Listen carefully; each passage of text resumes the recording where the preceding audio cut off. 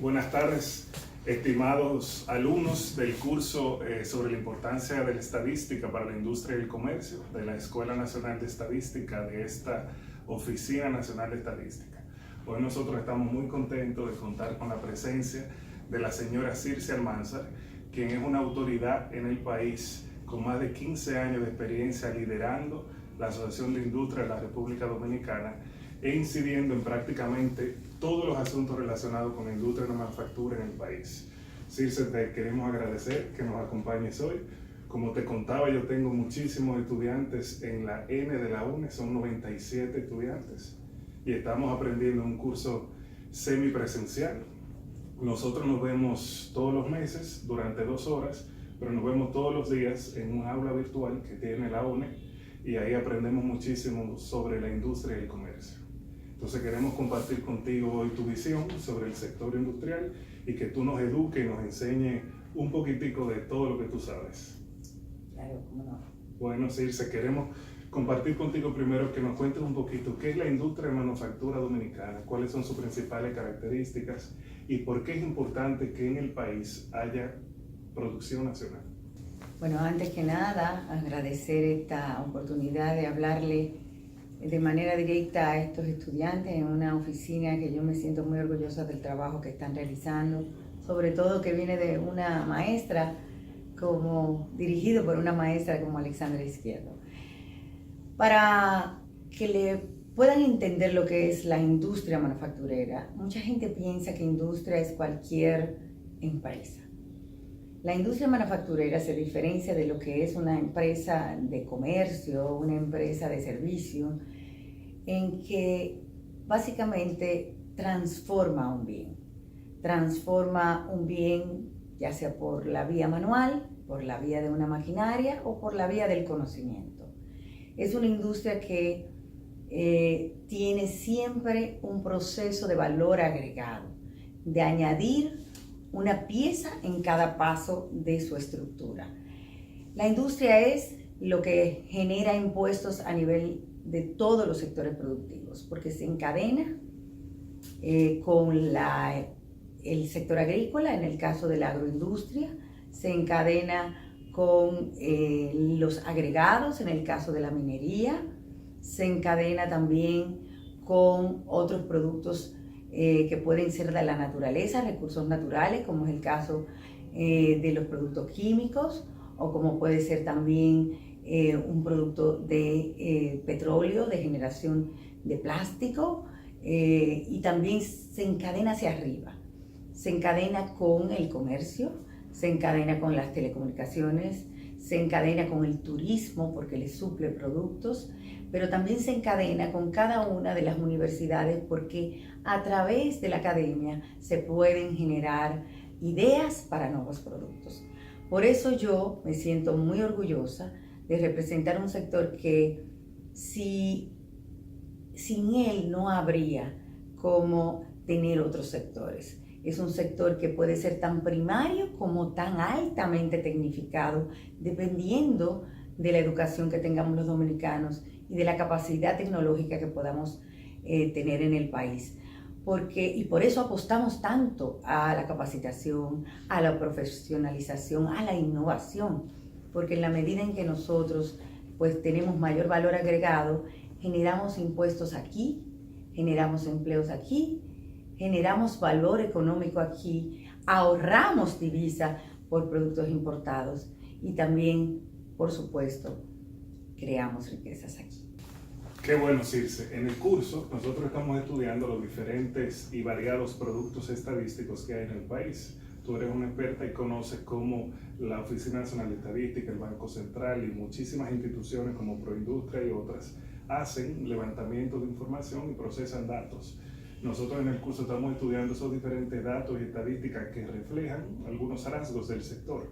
Hemos podido ver en este curso cómo el sector ha venido disminuyendo ligeramente su participación en la economía y la generación de empleos. Pero también hemos visto muy positivo cómo es el sector productivo que más empleos formales genera, aunque ya no son los mismos empleos, por ejemplo, que antes. Quisiéramos saber de ti qué ha ocurrido que se dan estas situaciones. Otros sectores han crecido, ha perdido competitividad. ¿Cuáles factores han sucedido que vemos este desempeño? La participación en el PIB del sector industrial pudiera verse de dos formas. Una, de que hemos perdido participación por el hecho de que otros sectores han crecido. Y eso es importante porque en una economía que se diversifique trae más provecho, saca más provecho a la población y también más bienestar a todos los ciudadanos. No dependemos solamente de un sector, sino que también hay sectores que están creciendo como el turismo. Y eso es sano. Yo diría que desde ese punto de vista, el decrecimiento porcentualmente en la participación del PIB no quiere decir que la industria ha dejado de crecer. Ahora bien, nuestra meta, nuestro propósito es lograr que la industria crezca o al mismo nivel del Producto Interno Bruto en el país o más allá del Producto Interno Bruto, porque eso preserva un nivel de participación en porcentual igualitario a los demás sectores de la economía. Nosotros estamos inmersos ahora mismo en un proceso que quizá para la República Dominicana llegó más tarde que otros países, que es el proceso de la globalización, de la apertura comercial. De hecho, nuestro país en prácticamente una década firmó acuerdos con 48 países del mundo. 48 países del mundo que no estamos hablando de cualquier economía, sino que estamos hablando de que tenemos tratados de libre comercio con Estados Unidos, que es la principal potencia del mundo, pero también con Europa, y así también con países del Caribe, que son menos competitivos o menos tecnificados y no son potencias mundiales, y con Centroamérica, que le podemos tener un intercambio y podemos sacar provecho de ese intercambio comercial. Eso abre la posibilidad y ha abierto la posibilidad de atraer importaciones mucho más baratas, porque al eliminar lo que es una barrera arancelaria con los tratados de libre comercio, los países con los cuales tenemos esa negociación pues empiezan a importar de manera más económica y muchos de esos países son más competitivos. Para mostrarle un ejemplo, desde que firmamos el acuerdo de libre comercio de ERE-CAFTA con Estados Unidos, las importaciones que provienen de Estados Unidos se han multiplicado por 10. Y eso ha hecho que haya una merma en la competitividad o en la producción del consumo dominicano. Eso hace que nosotros nos enfoquemos todavía más en promover una cultura exportadora, porque si bien estamos compartiendo nuestro mercado con otros países, porque ya están viniendo productos, entonces tenemos que también nosotros ampliar nuestros mercados hacia otros países. Y la estrategia es lograr que este país sea el centro de exportaciones hacia el área del Caribe y de la región. Eso nos abre un abanico de posibilidades porque nosotros tenemos una situación geográfica muy ventajosa si lo comparamos con otros países. Estamos colocados en la mitad de América, pero también tenemos conexiones con lo que es la parte de Europa y de Asia. Y el hecho de que tengamos un acuerdo de libre comercio con Estados Unidos también nos puede permitir sacarle mucho provecho. Este es nuestro gran reto, pero sin embargo, para poder acceder a otros mercados, para poder ser competitivos, para poder mantener una participación en el PIB que vaya creciendo cada vez más, tenemos que diferenciarnos en los productos que hacemos. No podemos quedarnos con productos simples. Tenemos que tener una diferencia en lo que es el producto desde el punto de vista de marca país. Por eso muchos de nuestros productos estrellas tienen alguna vinculación nostálgica. El ron, el tabaco, productos como ya ahora el mango, el aguacate, los cosméticos, productos de belleza, ese tipo de productos, cacao dominicano, que ahora ya nos sentimos tan orgullosos de que estamos haciendo bombonería, que ya no es solamente exportar el cacao primario o la manteca de cacao, sino que ya estamos haciendo nuestros propios chocolates y eso es muy valioso. Pero lo más importante es que tomemos en cuenta que estamos ante grandes retos que nos hacen que tengamos que esforzarnos más. Estamos en la cuarta revolución industrial, donde ya el conocimiento es lo que hace primar el producto, lo que hace que el producto se diferencie. Y cuando hablamos de conocimiento, no estamos hablando necesariamente de un aparato digital o de una fórmula química que produzca el medicamento contra el cáncer. Cuando hablamos de conocimiento es que podamos hacer productos que sean diferenciados. Si podemos hacer, por ejemplo, el mejor ron del mundo, si podemos hacer también diferenciarnos por lo que la capacidad de nuestra gente para poder hacer productos de nostálgicos que los turistas puedan llevarse hacia su país. Y esa es la importancia. O sea, la vía es, primero, tener más educación, más formación, hacer productos diferenciados y lograr acceder a otros mercados con productos diferenciados, pero también encadenarnos con otros sectores de la economía para que a través de ellos podamos exportar. El turismo es, sin duda alguna, uno de las enclaves o de los servicios estrellas de nuestro país. Es el sector que mayor potencial les podemos dar. Y eso es positivo. Ahora, lo que debemos promover es que ese turismo se haga con productos nacionales. Y para ello tenemos que buscar que todos nuestros productos cumplan con los estándares de calidad que esos turistas están acostumbrados a consumir. Yo veo muchas posibilidades en República Dominicana, pero también las posibilidades van a depender de que miremos que el camino no es ya un empleo de baja cualificación, es un empleo de alto conocimiento, es un empleo donde nosotros tengamos gente preparada, porque las máquinas que ya están en todas nuestras industrias prácticamente hacen que una fábrica que antes tenía 2.000 empleados, con 200 empleados pueda producir mucho más de lo que producía antes. Y no es que vamos a perder empleos, es que van a ser sustituidos. Y ahí es que está el gran reto.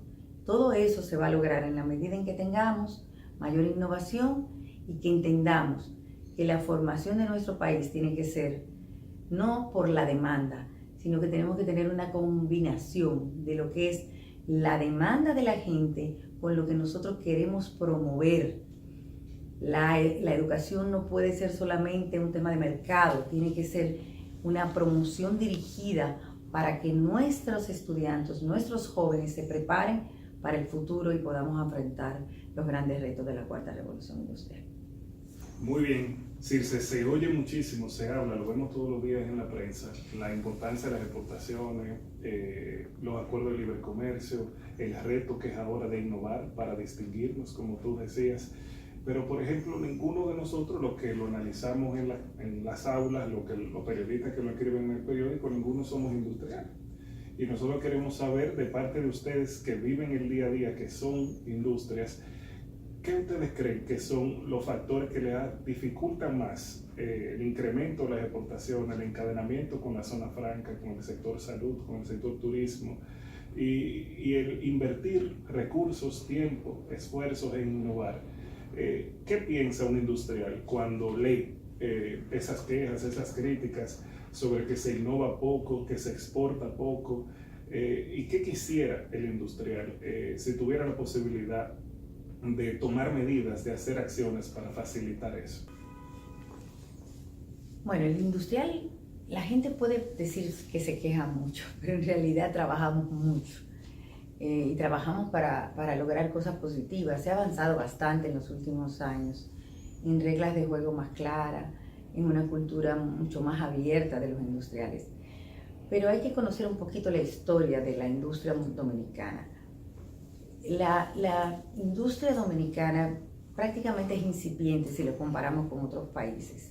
Después de la muerte del dictador Trujillo en mi país, prácticamente todas las industrias, las empresas que procesaban Algunos de ustedes recordarán, la industria de zapatos estaba en manos del dictador Trujillo, la industria de cemento estaba en manos del dictador Trujillo, la industria textil, la industria del papel, casi prácticamente todas las industrias estaban, de vidrio había una industria que también estaba en manos del dictador Trujillo, y esas industrias eran básicamente lo que se producía en el país. Era una población muy mínima, muy pequeña, con bajo consumo, pero sí se promovía la compra nacional en todos los estamentos de esas industrias, lamentablemente para favorecer a una familia o una persona.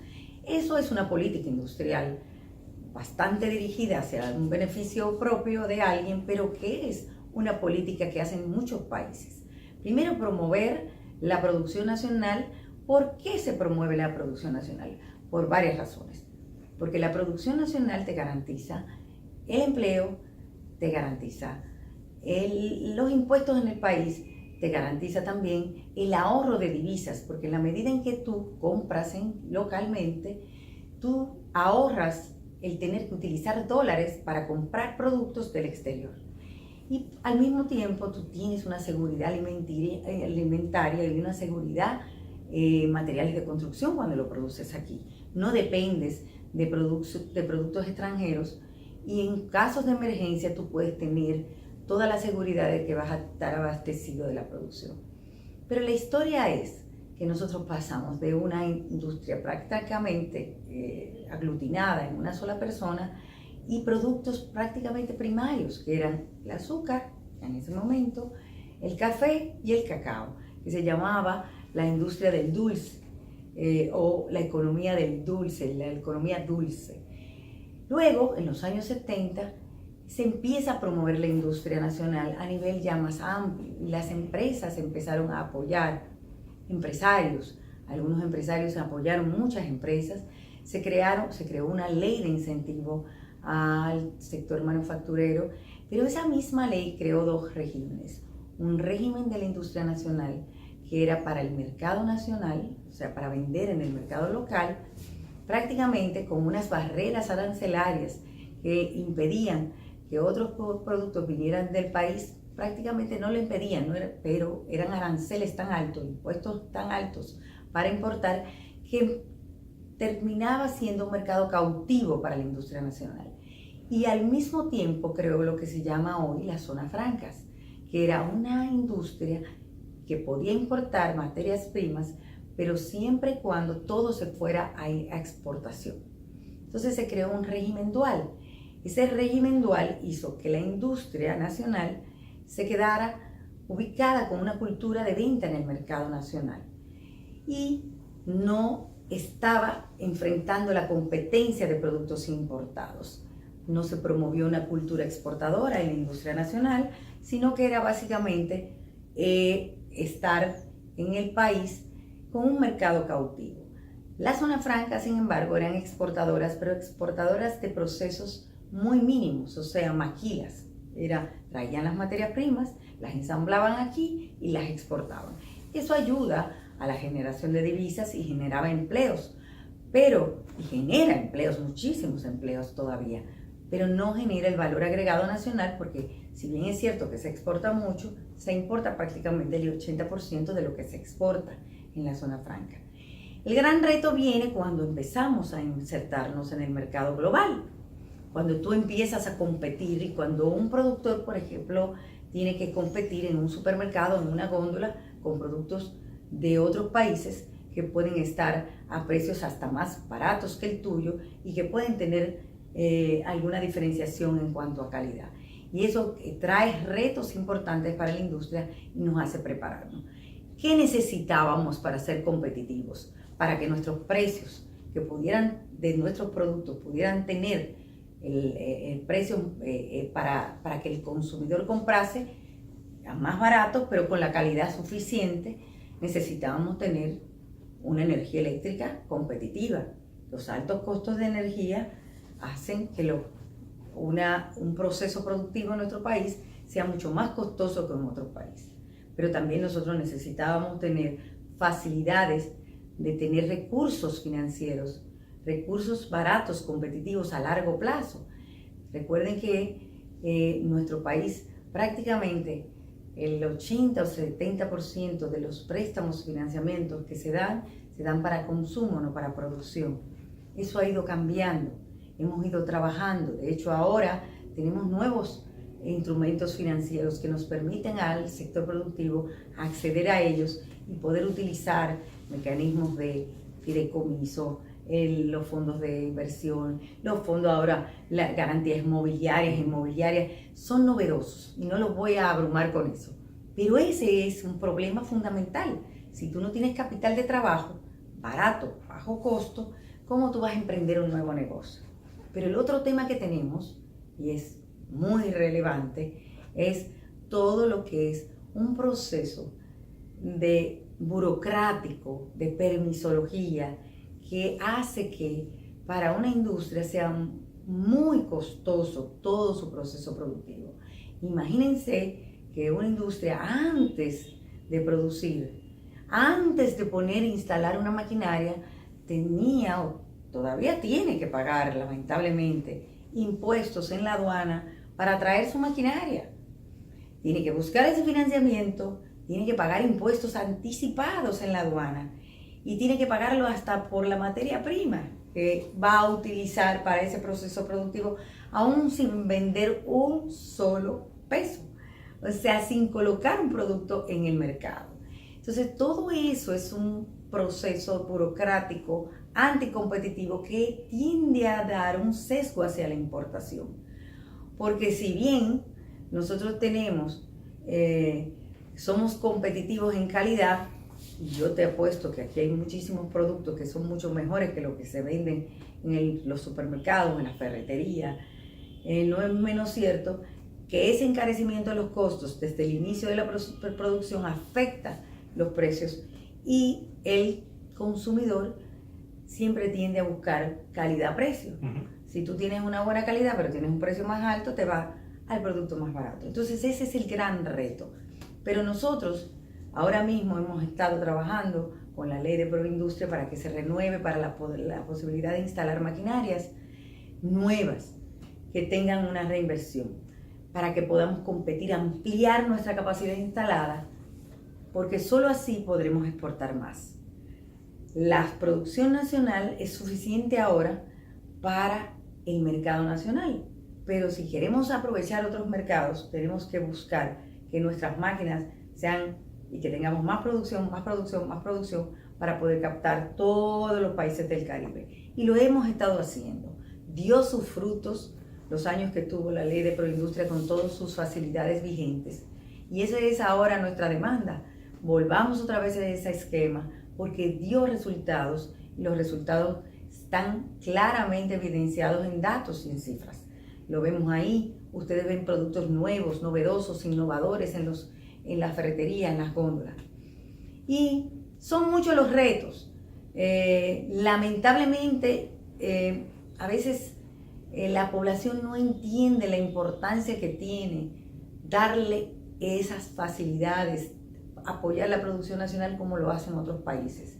Nuestros políticos a veces hay que explicarle, o sea, no se dan cuenta que la mejor política de desarrollo es el empleo. La mejor política de desarrollo de un país es producción.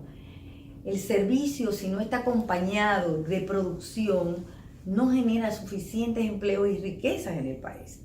Entonces, yo les pongo un ejemplo. La mayoría de los países, grandes potencias mundiales, la mayor y la mejor política industrial que tienen son las compras gubernamentales.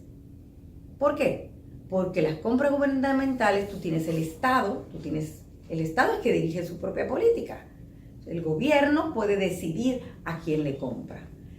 Y esos países tienen programas especiales para que todas y cada una de sus entidades gubernamentales privilegien las compras nacionales, porque ese dinero que ellos gastan se le devuelve en impuestos y se le devuelve en empleos y se le devuelve en pago a la seguridad social, se le devuelven muchísimas cosas y también en encadenamientos productivos, porque esa compra, por ejemplo, de un uniforme al mercado nacional hace que se compre la tela y se pueda producir la tela en el país también, pero que se generen empleos en la producción del uniforme, pero también que esa gente tenga dinero que trabaja ahí para costear todas sus necesidades, y esa gente consume en el supermercado, consume en el mercado, consume, hace su casa, hace su nueva vivienda, y esa es una verdadera política industrial. No pensemos en que el industrial es aquel grande que ustedes pensaban que era antes. El industrial es aquel que tiene una industria de quesos que tenemos que apoyar para mejorar su calidad. El industrial es el que tiene una panadería. El industrial es aquel que tiene también una empresa de jeans, o sea, de pantalones jeans, que lamentablemente era una industria muy atractiva hace 10 años y se ha caído por las importaciones desde China.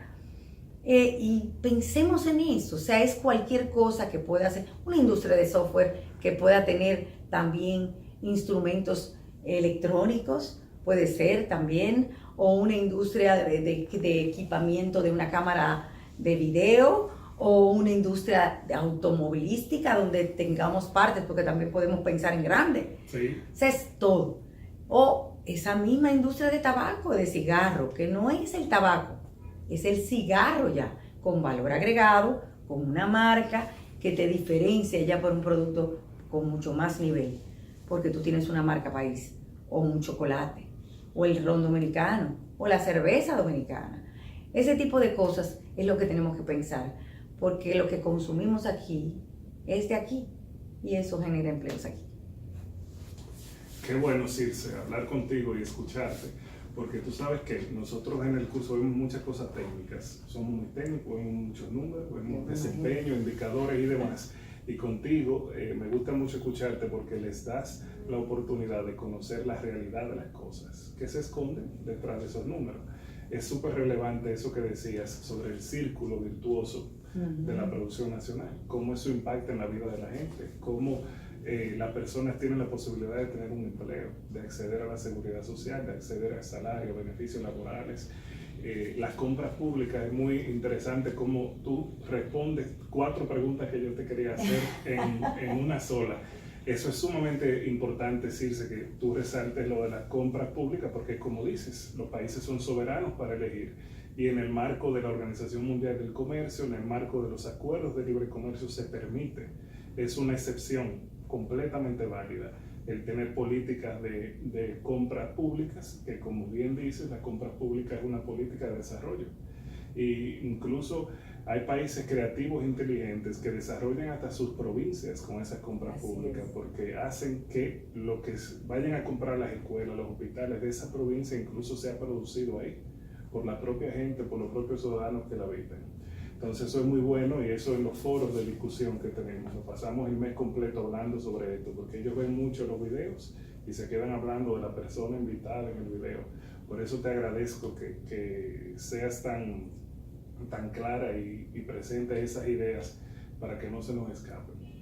También te quería preguntar sobre cosas nuevas que no son. Te quiero preguntar sobre el tema del salario, el código de trabajo, pero lo voy a dejar para el final, porque ahora quisiera. Es el tema más que menos me apasiona. Ahora quiero preguntarte sobre algo nuevo que parece que les apasiona mucho a ustedes y que es algo nuevo para muchos dominicanos, incluyéndome a mí, que es el tema de la economía circular y el uso de los residuos en la producción. Queremos saber de qué trata eso, qué planes hay, cuáles son los impactos que ustedes esperan de esa nueva política. Sí. Para nosotros la economía circular vino a ser como un replanteamiento del 60% del trabajo de la Asociación de Industria, porque la verdad es que tenemos tanto entusiasmo con ese nuevo concepto que le dedicamos prácticamente más de la mitad del horario de trabajo aquí a desarrollar ese concepto. La economía circular no es más que el apoyo que le está dando el mundo, o la forma en que ha encontrado el mundo de reducir el consumo de recursos naturales. La población cada vez es mayor, el consumo de la gente cada vez es mayor, el poder adquisitivo de la gente permite que la gente consuma más y también hay una cultura de consumo mucho mayor que antes y los recursos naturales son limitados. Y aunque por más que digamos que la innovación, la tecnología, la cuarta revolución industrial, hacer cosas novedosas, de alguna forma u otra, todos los materiales que consumamos siempre van a salir de los recursos naturales. Y entonces, ¿cómo lograr que no perdamos nuestro planeta? ¿Cómo lograr que nosotros mantengamos un nivel de consumo que no vaya incrementándose? ¿Cómo lograr que ese consumo, que no va a dejar de existir, por lo menos no siga incrementando el consumo de recursos naturales? O sea, el aprovechamiento de los recursos naturales. Es simple, es utilizando todo lo que se desecha, todo lo que ahora es un residuo, se puede aprovechar. Y la economía circular parte del principio de que nada se pierde, todo se aprovecha. Se aprovecha de diferentes formas. Por ejemplo, un asfalto que tú tengas en una carretera, cuando tú vas a picarlo, ese asfalto, para poder construir una carretera nueva o repararla, tú puedes volver a reutilizarlo si tienes el equipo correcto. Y no solo eso te economiza muchísimo productos que tú consumes en granceras, o sea, todos esos agregados que tú consumes que van destrozando nuestros ríos. También los neumáticos. La gente se queja de que los neumáticos, no solamente por el hecho del desperdicio de los neumáticos, cuando tú ya dejas de usar los neumáticos, sino también que son una fuente de contaminación, fuente de enfermedades, porque tú los dejas y se acumula agua y son fuentes de enfermedades. Un tema de seguridad. De seguridad también. Esos neumáticos se utilizan también para las carreteras, pero se utilizan también para darle calor a las calderas. Las empresas, las industrias de cemento utilizan el neumático como un sustituto de combustible, porque básicamente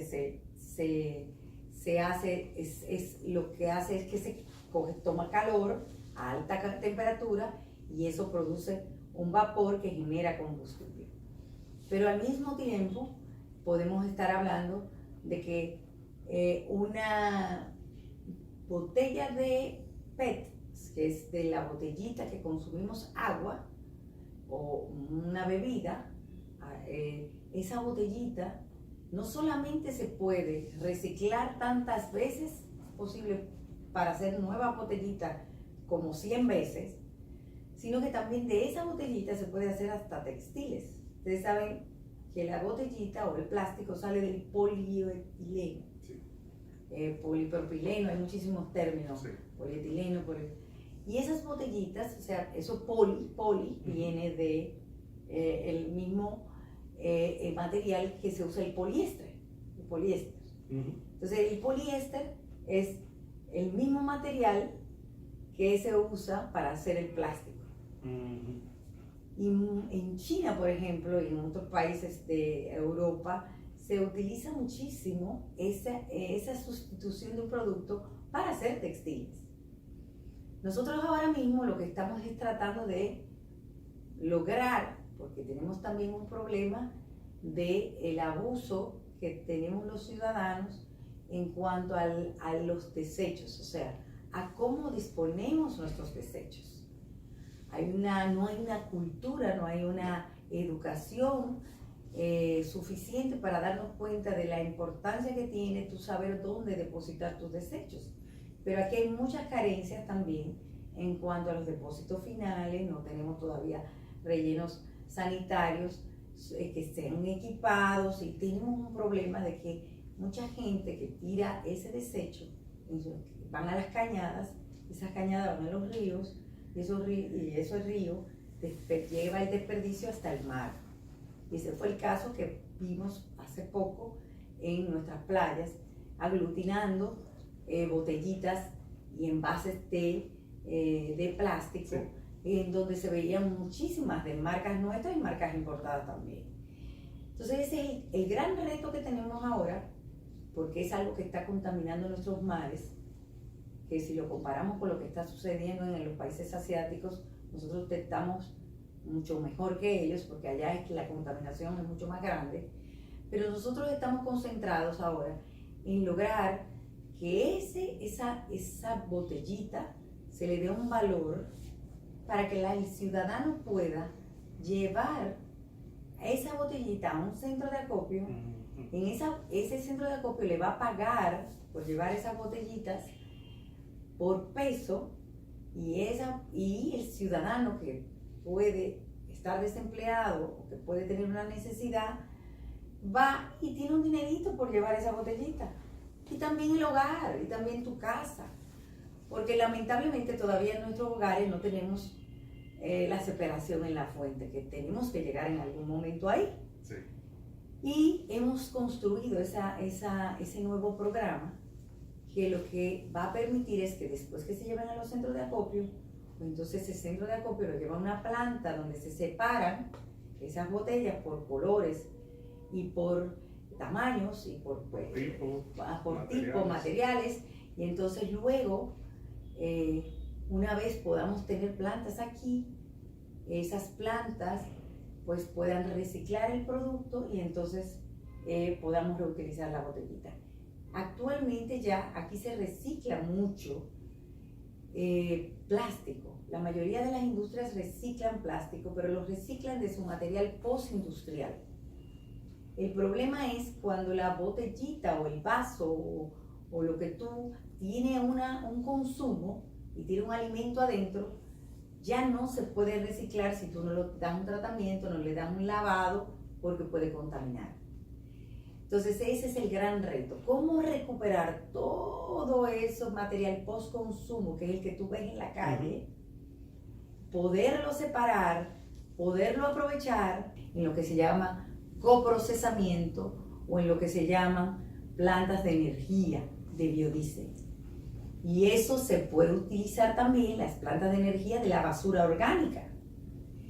Con decirte un ejemplo, en países como Finlandia o como Noruega, importan basura orgánica para producir energía. Porque ya la de ellos la consumen y tienen basura cero. Entonces, por eso nuestro eslogan, y que sacamos en los días recientes, pusimos a circular hace poco, es hacia un país sin basura. Esa es nuestra meta. Y todo partiendo de que todo se puede aprovechar. Y yo te puedo enseñar muchísimos ejemplos, pero esa es la pasión del momento. Qué bueno. No, pero eso es muy bueno, porque eso da muchísimas oportunidades. Además de que ahorra divisas. Y eso es muy importante desde el punto de vista económico. ¿Por qué? Porque te genera empleos, te genera riquezas, porque tú vas ahorrando, pero al mismo tiempo te ahorra muchísimas divisas. Porque en vez de tú importar más resina que no producimos en el país, que sale del petróleo, porque no tenemos petróleo, entonces lo que hacemos es que aprovechamos la que tenemos aquí. Y se genera, qué interesante. Incluso si se pudiera, escuchándote, eso es una oportunidad para los jóvenes emprendedores que pueden crear empresas que den respuesta. Y centros de acopio, y todo eso, y muchísimas cosas que se pueden hacer. Y ahora estamos trabajando en la ley, y eso es parte de los puntos que estamos trabajando, cómo promover que nuevas empresas que se instalen en esa, para crear materias primas secundarias, puedan estar exentas de todo tipo de impuestos durante los primeros años, para que puedan emprender más fácil. No, y animarse, cambiar de cultura, es súper interesante. Qué bueno que también se encargan de esos temas, y no solo del tema que vamos a utilizar para cerrar, que es el tema que está ahora Circe, y siempre en la palestra pública de los temas del Código de Trabajo. Mucha gente, la inmensa mayoría de los dominicanos somos empleados, y mucha gente está confundida y escucha muchas cosas sobre los patronos, los famosos patronos. Desde que yo era pequeñito en Moca estoy escuchando los famosos patronos de la torre empresarial. A mí me gustaría que tú compartas con nosotros la visión de la ARD en este marco, de la reforma al código, de la reforma del sistema de la seguridad social, del tema de la reclasificación de las empresas y por supuesto del tema más famoso de todo, que es la cesantía. Sí, bueno, yo decía que esa era la parte más engorrosa, porque nadie quiere, o sea, perjudicar a otro, mucho menos a un trabajador. Sobre todo las empresas que quieren a sus trabajadores, que están satisfechos con sus trabajadores, no es verdad que escatiman en darles beneficio. Pero lo que uno parte siempre es de una realidad de que todo tiene que ver con compararse con otros países. Cuando tú hablas de competitividad, tú estás hablando siempre en comparación con otros. Entonces, para tú poder ser competitivo a nivel mundial, tú tienes que tener reglas más o menos parecidas, porque si no, no puedes acceder a otros mercados. O otros productos, como ya he explicado, vienen a nuestros mercados más competitivos y entonces desaparecemos. Entonces, lo que podría provocar, si no hacemos los ajustes necesarios, es que nos salgamos del mercado y entonces no haya fuentes de producción ni haya fuentes de empleo. Entonces tenemos que tomar en cuenta eso. La competitividad es compararse frente a otro en cuanto a todo lo que es un factor que te hace más competitivo o menos competitivo. Todos los elementos que yo he hablado, que son energía, el costo de mano de obra o la mano de obra calificada, porque también es un tema importante, el hecho de los impuestos. Si tú tienes más impuestos que otros países, las inversiones se te van para otros países. O sea, todo eso se tiene que mirar desde un punto de vista holístico, muy amplio. Entonces nosotros tuvimos una reforma trascendental en nuestro país, que si bien tiene muchísimas mejoras que hacerse, yo diría que más en la regulación que en la ley, porque más es en la práctica que en la ley, fue la reforma de la Ley de Seguridad Social. Eso fue en el 2001, trascendental, tanto trascendental que países como Estados Unidos no lo tienen como nosotros lo tienen. O sea, nosotros tenemos un sistema de seguridad social que le da por protección a los empleados y a los trabajadores, inclusive más protección que otros países desarrollados le dan. Y eso ha sido muy positivo y tenemos que cuidarlo y vigilarlo para que no se abuse del sistema. Ahora bien, esa seguridad social que se implementó en el 2001 hizo que nosotros tuviéramos como empresas y como empleadores nuevas cargas o nuevos aportes que dar. No les llamemos cargas, aportes por cada empleado.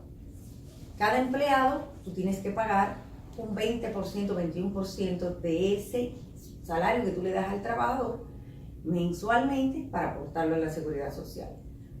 Aproximadamente un 70-30, 70 el empleador paga y 30 el trabajador. Entonces eso hace que tú ya de por sí tengas un costo adicional, pero que es un costo que tú lo haces con la garantía de recibir una contraprestación, que es el servicio de salud, servicio de riesgos laborales o las pensiones en algún momento determinado cuando te vayas a pensionar. Sí. La cesantía venía a jugar un rol doble en nuestro país, porque muchos países que no tenían seguridad social, lo que hacían es que la cesantía, el pago de una indemnización cuando tú sacas un trabajador de la empresa. Y ese trabajador, esa cesantía, que es una especie de compensación por tú haberlo sacado del empleo al trabajador, jugaba dos roles. Primero la indemnización por sacarlo, pero también es un aporte de toda la trayectoria que tú tuviste durante tu ejercicio en tu trabajo. Ya la pensión viene a jugar ese rol, que es la parte de todo el tiempo que tú duraste. Entonces, cuando tú sumas el pago de cesantía al momento de que se va un trabajador de una empresa que tú lo desahucias, más todas las cargas laborales, el peso es muy grande. Y no estamos hablando de las grandes empresas, el peso mayor lo tienen las medianas y las pequeñas empresas que son formales, porque algunas informales no pagan nada. Y entonces el tema es cómo lograr que haya un tope o que se nivele para que no haya tanta carga laboral. Para el porvenir siempre. No estamos hablando de que afectaría para atrás, sino para el porvenir. Sí. Es buscar un mecanismo nuevo. Pero los dos elementos más importantes que yo no entiendo cómo el sector laboral, el sector sindical, no ha sido el gran promotor de esto, es uno, que existe aquí en el país, se ha desarrollado por algunas debilidades que tiene el Código de Trabajo Dominicano, una mafia de abogados que muchas veces lo que hacen es comprar un caso de una persona, a veces ni siquiera es empleado de una empresa, te paga un dinerito, pero a veces es el empleado que sale perjudicado, te paga un dinerito, el abogado, te compra el caso y ese caso llega hasta que yo cuánta instancia con el abogado tratando de demandar a la empresa por millones de pesos por la falta de una adecuada legislación o regulación de que realmente el trabajador pueda tener una conciliación con el empleador para llegar a un acuerdo con el monto fácil de liquidación, como le llamamos nosotros. Y entonces eso ha creado que el propio trabajador se perjudique de esa situación y también un efecto negativo en la imagen de las empresas que nos está causando muchísimos problemas y desalentando inversiones inclusive. Entonces eso había que arreglarlo. En eso estamos de acuerdo, inclusive los abogados están de acuerdo en que hay que tener algún tipo de mecanismo para evitar que los trabajadores, que esos abogados se aprovechen del sistema. Y el otro es el horario, las flexibilidades de las jornadas. Hablaba yo casualmente en el día de hoy con parte del equipo de acá, de que el mundo ha cambiado tanto que tú tienes prácticamente muchísimos empleados que están desprotegidos o que podrían estar desprotegidos. Hay muchísima gente que no puede acceder a la seguridad social porque no se considera un contrato tú trabajar desde tu casa todavía. No se considera un trabajador fijo. Y sin embargo, tú puedes ser un trabajador fijo estando desde tu casa, trabajando con un mecanismo de desempeño. Pero también hay elementos que ahora chocan hasta con la Constitución y la libertad de cultos. Por ejemplo, el horario ordinario es de lunes a sábado al mediodía. Pero hay personas que son adventistas que no trabajan los sábados. Entonces, hay cosas, y no necesariamente el domingo tiene que ser el día libre. Pero es tan burdo, tan desfasado esto, que hasta el Ministerio de Trabajo ha tenido que hacerse de la vista gorda con eso. Pero realmente vista gorda porque trabajan, pero tienen que pagar lo doble el día domingo. Sí. Entonces son cosas que afectan el empleo, porque la empresa va a terminar teniendo menos empleos, porque va a tener que pagar ese domingo con un salario doble. Sí. Y eso pasa con las horas nocturnas también. Entonces, eso afecta a la creación de empleos, porque no es verdad que el mundo es ahora de 8 a 5. No es así. Es más, yo a veces yo digo, ¿cómo es posible que a la hora que yo tengo libre no te he abierto una tienda para yo ir al supermercado, que es el momento que yo tengo tiempo para ir? Entonces tiene que haber un equilibrio en ese sentido. Y hay muchísimas formas de trabajo ahora que no son lo que se producía en 1992 cuando se produjo este código.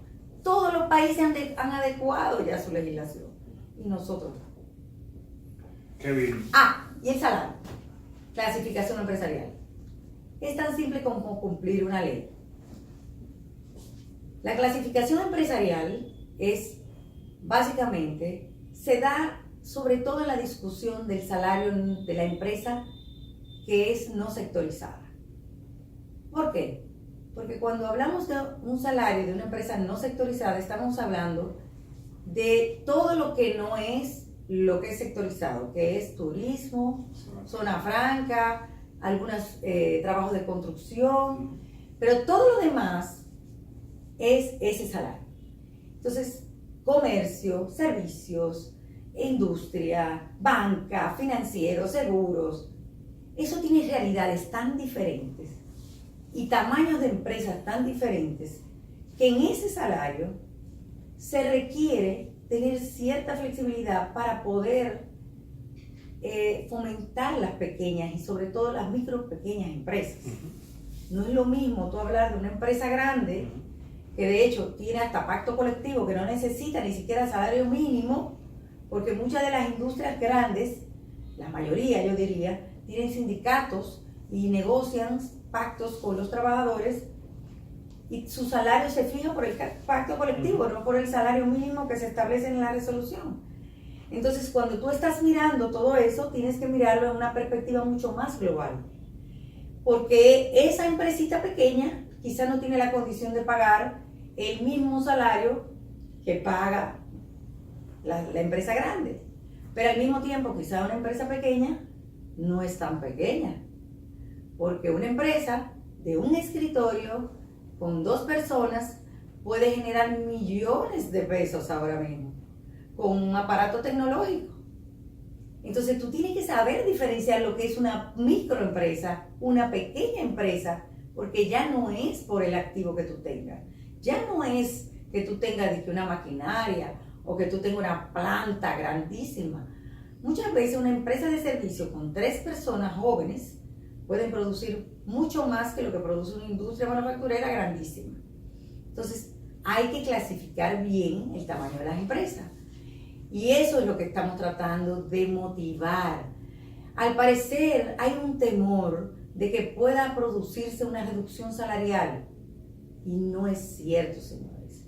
Primero, nosotros estamos promoviendo que haya una cláusula en la resolución donde en ningún momento pueda producirse una reducción salarial. Todo lo contrario, que no se pueda producir para los trabajadores actuales, que no se pueda producir para los trabajadores que tú vayas a contratar nuevos, por si acaso sacas a uno y contrates otro, pero al mismo tiempo que incrementes hacia el salario incrementado más próximo. Si tú estás pagando tanto, tú incrementes hacia el salario incrementado más próximo. O sea que está bien claro en la propuesta que hicimos. Pero al mismo tiempo, tenemos que entender que esto lo que va a hacer es que en el porvenir, las autoridades van a regularizar el salario. Porque ahora mismo, tú tienes una resolución que te dice que toda aquella empresa que tenga en existencia de más de 4 millones de pesos tiene que pagar el salario mayor. Y no es verdad en la práctica. No es verdad. Entonces, ¿qué se crea? Una informalidad, se crea esta corrupción porque viene un inspector y tú te dices, no, porque yo soy pequeña. Entonces, eso es parte de la formalización. ¿Por qué es muy importante la formalización? Porque esa pequeña empresa va a poder calificarse también para vender como pyme en el Estado y también para acceder a programas especiales. Esa es la importancia que tiene eso. Qué bueno, de verdad que nos has dado una cátedra. Gracias. Bueno, te animo. Tú tienes muchos dotes de docencia, ¿eh? ¿Sí? No creo. No tengo paciencia. Bastante claro, ¿no? Eso se desarrolla. Y más ahora con esta nueva generación y estas facilidades, por ejemplo, de la clase. De la vida virtual, me encanta eso. Sí.